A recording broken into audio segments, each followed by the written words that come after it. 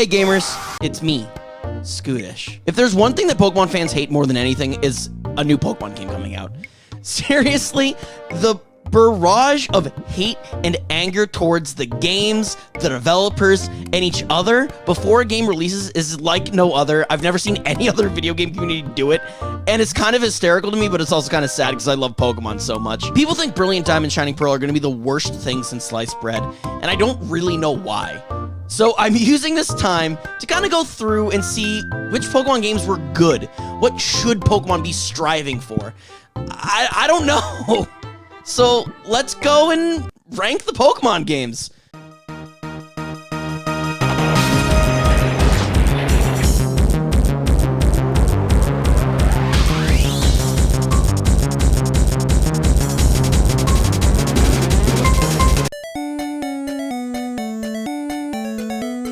All right, I'm gonna start without pulling a single punch. Pokemon Red, Blue, and Green. These games are awful. These games are so bad, they don't work, they're broken. We were delivered a broken product. It did not work the way the developers intended, the way anyone intended or thought it was going to work. And we still hail these games as the start game.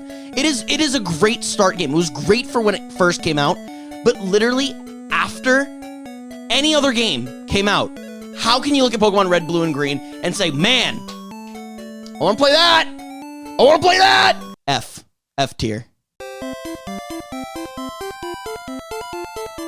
This one is weird because it's basically the same game as Pokemon Red, Blue, and Green. It's Pokemon Yellow. And I do actually believe that it's a different experience than Pokemon Red, Blue, and Green, just because this game was kind of meant to be a little bit more like the anime, where like you were playing as Red, but you had a Pikachu follow you like Ash. And I really liked that and kind of made the game better for me. It's still broken, but it's still great. However, I never want to play it again. Even when it came out on the 3DS, I didn't finish my playthrough because it was so frustrating to play. So it's better than Red, Blue, and Green because at least I went back to Pokemon Yellow, but it's still not good enough for me to finish. So this game is a D tier. This game is a D tier. Pokemon Gold, Silver, and Crystal, in my opinion, are all the same game. I know Crystal has a lot of improvements, a lot of differences from Pokemon Gold and Silver, but I think primarily they're the same experience no matter what you do. And these experiences are the best ones. These are some of the best Pokemon games of all time. It fixed a lot of the weird art in Gen 1. It added 2 new types, Steel and Dark, to tone down Psychic types because they were too overpowered and too good. So they became better games, in my opinion. They're so much more fun. And then, to improve upon the mistakes Gen 1 made, after you beat the first 8 gyms and the Elite Four once in Johto, you got to go to Kanto and revisit the area from the first game in a better experience. You got to experience the first 8 gyms in like a million times better, in just a better way.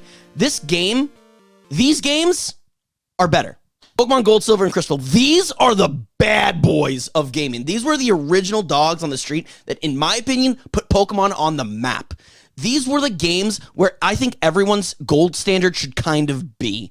These games are really good and really fun. I can sing praises about these games all the time. These games are A tier, total A tier. They're great, but games miraculously get better after Pokemon Gold and Silver and Crystal. I remember the first time I saw a trailer for Pokemon Ruby and Sapphire, and I was like, God damn, that looks good. I was kind of sad, too, though, because like I didn't have a Game Boy Advance. I got a GameCube for Christmas, and my cousins got Game Boys from my Nana. I was really thankful for my GameCube, and I loved my GameCube so much, but I remember I would wake up early and watch TV with my Nana, and we would see the ads for these new Pokemon games, and I was like blown away. I was like, what's that little gecko thing? What's that little axolotl thing? What's the chicken? I ended up getting for Christmas Pokemon Ruby and Sapphire. I was like a little kid on the 4th of July, and a Game Boy. And I got to play both games, and it changed everything. And it really felt like both these games were entirely different experiences. In one game, you had Team Magma working as the bad guys. In another game, you had Team Aqua working as the bad guys. It felt like a completely different game. And both leaders, Archie and Maxie, truly are different villainous leaders. To me, at least. I just love them. I love these games. I remember these games being really difficult. I've gone back to them a couple times in my adult life. I think they're great. I think these games are like the perfect starting point for Pokemon. So in my opinion, these games are absolute C-tier games. They're the good middle-of-the-road Pokemon games. Everyone's going to enjoy them. Emerald. Pokemon Emerald. The third game, the trio of the game. The game that was like, oh, we did a Pokemon Crystal, we should do a Pokemon Emerald now, all about Rayquaza. Yeah, that game's awesome. It completely changes the story and incorporates both villainous teams as one. Both teams are super villainous in this one, and you gotta go and get Rayquaza to stop the both teams like doing a war all across Hoenn. It's so much fun. It's so cool. I love this game so much. Absolute S tier. This was my Gen 3 experience. Alright, Pokemon Fire Red and Leaf Green were the very first remakes of any Pokemon game ever. There was a lot riding on this. They couldn't suck two giant ball toys like the first games did. No, these had to be improved and these had to be better, and 100% they are. With all the capabilities of Gen 3, the Gen 1 remakes are so much fun and so good. But a lot of people were upset because they didn't include a lot of the improvements that Johto made, like in Pokemon Gold, Silver, and Crystal games that came out years ago at this point. But also, why would they include the improvements made in Gen 2? These are remakes of Gen 1. And we actually did get new content. We got the Sevi Islands.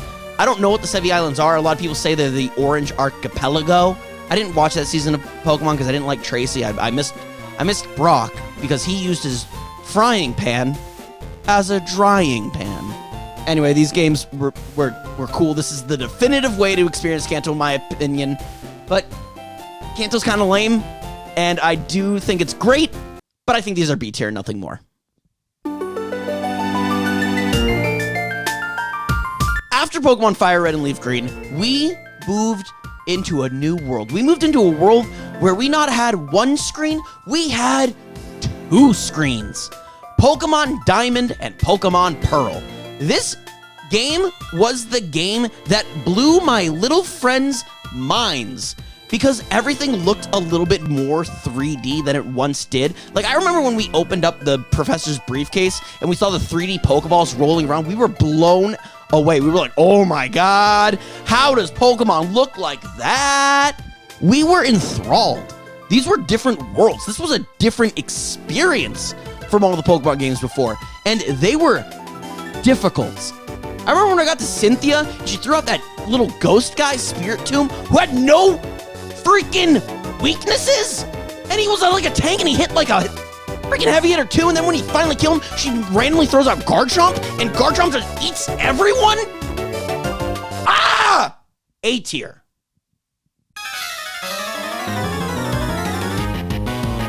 This game, Pokemon Platinum, is one of the best Pokemon experiences you can ever have. It added back a battle frontier, and oh my god, it's what I always wanted. It was just like the Emerald's battle frontier, but a little bit harder in a weird way, and it was so much fun to play too. It took what was great about Pokemon Diamond and Pearl and improved upon it and made it a better overall experience. So, in my opinion, Pokemon Platinum is our very first S-tier game. Heart Gold and Soul Silver. I feel like I don't even have to say it. These games are S+. S+. Absolute S+. Alright, this next game is where I think Pokemon started to falter. It was a really weird experience for me, and it was black and white. I really was excited about those games. I thought how they were throwing out the old Pokedex and making 150 new Pokemon was a really cool idea. But what it ended up being was like playing a game where Game Freak was thinking, hey, Pikachu. This isn't Hey You Pikachu. This is Pokemon Fuck You Pikachu. I didn't like it. I just don't like these games. The story, they killed the story too quickly. Like, they made the storyline of Black and White so good because the bad guys actually have a legitimate point. And Nintendo realized, oh no, these bad guys have a point. So they made 2 Plasma Grunts kick a Pokemon like early in the game to let you know, no, it's all a lie. These are bad people. So these really cool, like, bad guys who had a point immediately were seen as a sham, a lie, and a ruse. And it ruined the experience for me because I'm like, this is dumb. They don't mean anything they're saying because they kicked a Pokemon. F tier. Bad.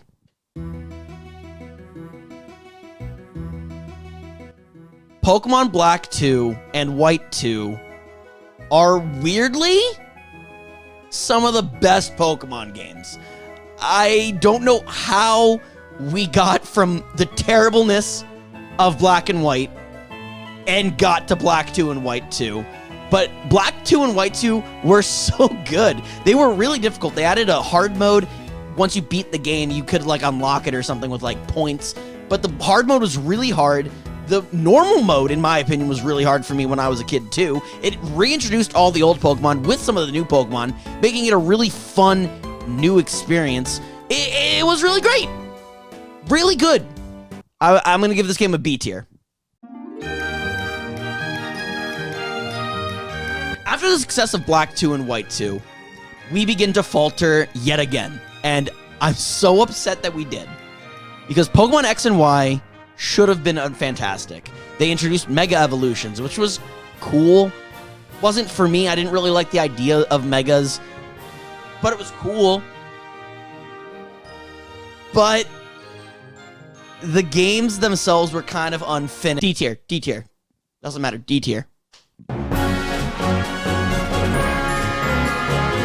We didn't get a Pokemon Z, and I'm still mad about not getting a Pokemon Z. I'm still upset about it because I feel like there was a story that we could have gotten with Zygarde that would have made Pokemon X and Y a little bit better in retrospect and would have made Kalos as a whole a better region. But no, we didn't get that. We just went right into the remakes. We got Pokemon Omega Ruby and Alpha Sapphire. These games, kind of great. They were fun. They harkened back to a simpler time when games were still 2D. This was our first 3D remake, so I was a little skeptical about them. I felt a little weird about them. I was a little, yeesh, I don't know how this is gonna go. But it ended up going pretty well. I actually really liked them. They did some cool stuff. They took the regular old story from Pokemon Ruby and Sapphire, sprinkled a little Emerald into it, some new story bits with Latios and Latias, depending on which version you got, and you could Mega Evolve them in the overworld and fly with them. Flying was the coolest thing. Flying was so much fun in these games. I did like them. I did. But I didn't love them as much as I loved the other remakes. I thought these games were great, but not as good as the other remakes. I think this game is like kind of like a B tier for me. Okay, Pokemon Sun and Moon. I thought this game was fine. I thought it was very okay. I thought it was very Pokemon. It was the first time Pokemon really tried telling a big, overarching story. And I think it worked for the first playthrough. And then after the first playthrough, oh my god, they need to shut up. I just want to catch colorful monsters. No one shuts up in this game. And it's great the first time because you're like, it's all new. You're hearing the story the first time. But any subsequent playthrough, I wanted to drill a hole in my head. I couldn't do it. I was losing my freaking mind.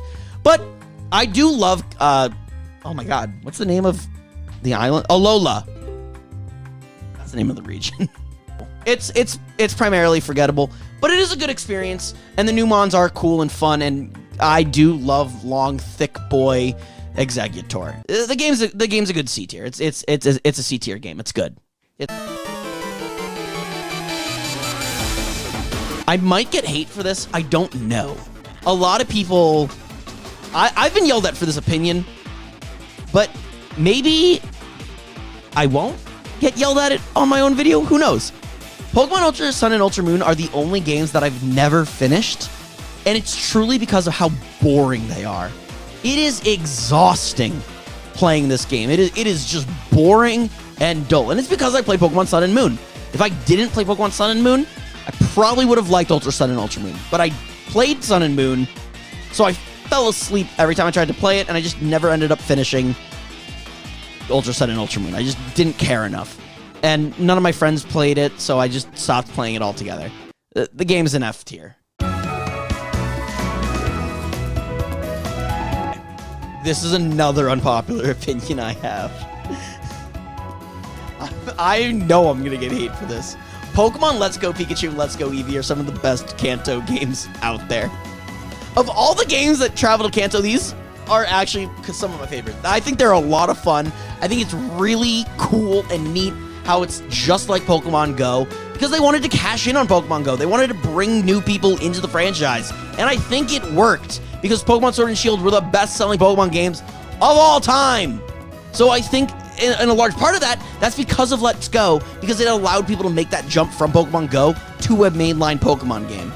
I love these games. I think they're fun. I don't care that it's another retelling of Kanto. I think it's enjoyable. I think it's just a good time. You can sit and actually play with a co-op buddy. And I just like those games. I think they're just enjoyable as all heck. So this game gets a C tier. All right, here's the big one. Here is the big one. Again, I know a lot of people hate Pokemon Sword and Shield. I don't hate them. I think they're fine. I think they're C tier. I'm just going to go right out and give you my tier. I think they're fine. They're packed full of content. I just think a lot of people saying it's too easy. I think it's too easy based on a bad design. I think they messed up by allowing you to go into the wild area so early into the game. The wild area is very clearly the coolest part of Pokemon Sword and Shield, 1,000,000%. And I think that's even proved by the fact that both DLCs are just two giant wild areas. The wild area is cool, it's fun, it's exciting. But if you're like me, you spend too much time in there doing all the max raid dens, catching the wild Pokemon that are constantly rotating there, that you end up getting to a super high level, and then you just breeze through the rest of the game. If you just completely skip the wild area, the game's actually kind of a little bit challenging. You're at least faced with a little bit of a battle challenge, in my opinion at least. It's not a complete breeze being over leveled. You're about the same level if you just go from like gym to gym, but I don't want to do that. I want to go explore the wild area. I want to go do the max raid battles. So I think giving the wild area keeps me from ranking this game higher, but this game is a C tier game. Like, it's just middle of the road. I don't think it's an overly fantastic Pokemon game. I don't think it's a terrible Pokemon game. I think it's C tier. I think it's just medium. It's a very medium game. Oh ho ho! It's me from the future. My official rankings of Pokemon Brilliant Diamond and Shining Pearl actually moves things around. Hey, Platinum, you see how you're in the S tier? A tier. Hey, Pokemon Brilliant Diamond and Shining Pearl, you see how you're down there? S tier. These are some of the best Pokemon games that they've released in years. And yes, I just played them. Yes, I just played them on my Twitch account for 24 hours in one sitting, doing a sleep lock that I lost. But I lost. The game's hard. The game's good. The game's fun. I enjoyed all of it. The music, the visuals, the gameplay. All of it was fun, and all of it was good. And it is the most definitive way to experience Sinnoh now, in my opinion. And of course, I understand a lot of people like Sinnoh. I know a lot of people like Platinum particularly. Me, personally, I recently replayed it on my own time. I don't think it adds that much to Pokemon Diamond and Pearl that needs to be missed that much. It introduces some characters like Looker. He's one of my favorite characters, but he's not in this game because it's Diamond and Pearl. It's not Platinum. But, you know, It's still a good game. They're still both really good games. I think they're just different games. And I think Platinum's still great, but Platinum has a lot of things that I don't want to go back to and experience, so I can't put it in the S tier, but I can't put it in the A tier. It's still a really good game, and I think people still have a good time with it, but I would rather play Pokemon Brilliant Diamond and Shining... These names are tongue twisters now.